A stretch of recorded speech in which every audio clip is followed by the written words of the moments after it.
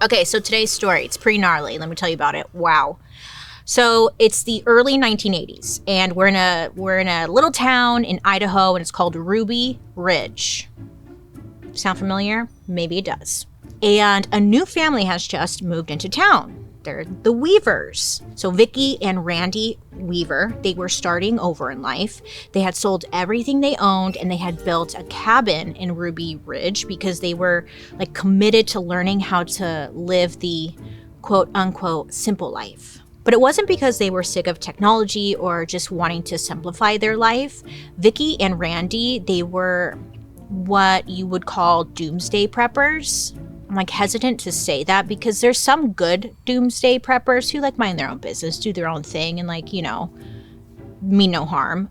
The Weavers were a little extreme, okay? They believed that the government was getting like way too involved in the lives of everyday citizens.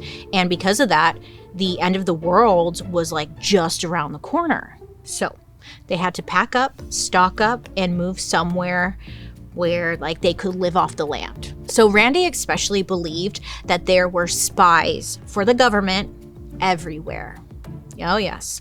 In general, he was like a very intense person. So right when Randy moved into the town of Ruby Ridge, allegedly he was throwing out assassination threats left and right. He even like threatened to kill the Pope at one point. Eventually, Randy gets reported to the FBI. Which is wild to think because this is before the internet and all that, so it's like word just traveled.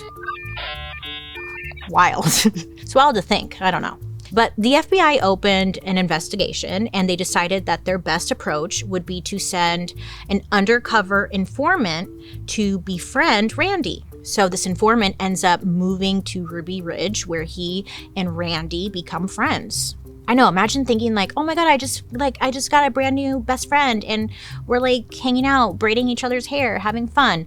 But actually like they were sent from the government to ruin your life. Could you imagine? No, because that sounds fake. Well, it's not. Now, listen, where they meet is interesting. The two of them end up meeting within a white supremacist group called Aryan Nations. And I guess Randy feels like he can just like trust this informant because, you know, they went to a meeting together. He can't work for the government. I don't know. He's just thinking like he can trust him. So Randy starts letting his new friend in on like all sorts of plans that he has to rebel against the government. And it's clear to the informant right away that Randy has a lot of conspiracy theories. Randy thought that there was really only one way to save America, and that was to take down the US government. So at some point, Randy had altered some weapons he had to make them more powerful, which was against the law.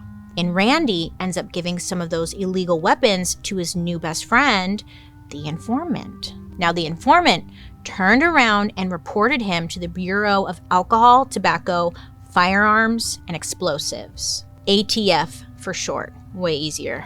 And in 1991, Randy was arrested. He was later released, but his case was still open. You know, Randy is supposed to report to court, but he fails to show up multiple times. And because of that, his case then escalated, and there was now a warrant out for his arrest, which meant that the U.S. Marshals, they were coming for his ass. U.S. Marshals, they don't mess around. I mean, especially if you're not cooperating, and especially if they know that you have weapons. On August 21st, 1992, Randy was at home with his family. Suddenly, his dog alerted him that someone was near their property. It turns out it was the U.S. Marshals conducting a surveillance operation on Randy's wife, Vicky. So Randy's dog, I guess, is outside, and he runs after the U.S. Marshal. So the Marshal turned around and ends up shooting the dog. What? Yeah. Then Randy's 14-year-old son, his name was Samuel, he was outside as well, like with the dog. So the guys, they point their gun at Samuel. Now, I guess Samuel had a gun, and he fires at the Marshal. Not great idea, but he was kind of raised to do that. Okay. Which then caused them to like fire back. So sadly, Samuel was shot and killed. Meanwhile, the family's in the house like watching all of this go down. By this point, another one of Randy's friends had heard the commotion, so he takes a shot at the marshals and ends up killing one of them. And this totally escalates everything. So the U.S. Marshals are asking the Weaver family to surrender, but the Weaver family is like, no. Well, first of all, you just shot our son and our dog. Like, this is what Randy was fearing, okay? And it's all, like, happening. So this leads to a standoff and then a shootout. Now, sadly, during all this, Vicky, Randy's wife, she's shot and killed. And even after being wounded by gunfire, Randy went on to have an 11-day standoff with officers before eventually surrendering. In the end, it was proven that the government had used extreme force towards the family, and almost all of Randy's original charges were dropped. The government ended up having to admit, to wrongdoing, and the remaining Weaver family got millions of dollars in settlement money. That was just a light little recap, okay? Because this incident became known to the people as Ruby Ridge because of where it took place. Now, this story is huge when it comes to anti-government groups. To them, this is the origin of the government turning against its people and their rights. And then another event that shaped anti-government groups was the Waco massacre. Now, I did an episode on the Waco situation. It's one of those historical events that's constantly featured in TV shows and movies because the story was just wild, bizarre, weird. It was nuts.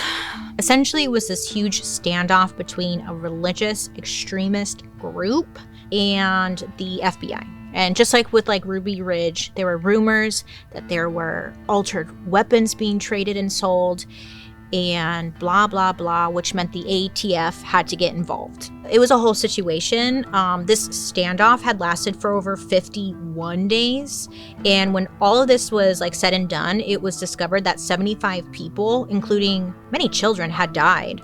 To the public, Waco seemed like this really kind of weird, culty group, tragic, but no, it was just kind of weird. It was weird. But to the anti-government groups around the country, they were starting to see a pattern. Ruby Ridge, the Waco thing, they were something much bigger seems to be happening. I mean, after Waco, something changed. And in the 80s and the 90s, there was a shift in America. It seemed like the power to sway the government was now with the suburbs and the cities. And people out in the country kind of felt like they were getting left in the dust and felt abandoned. Anti-government groups saw themselves in the Weavers and with the people at Waco.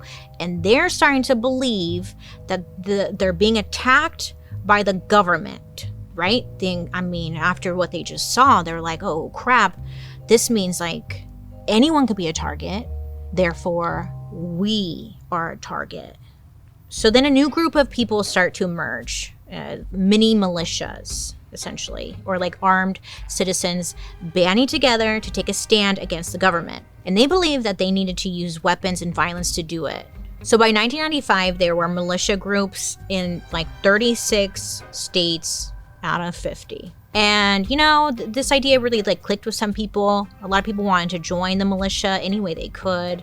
They wanted to be a part of some bigger movement. And one of those people was Timothy McVeigh.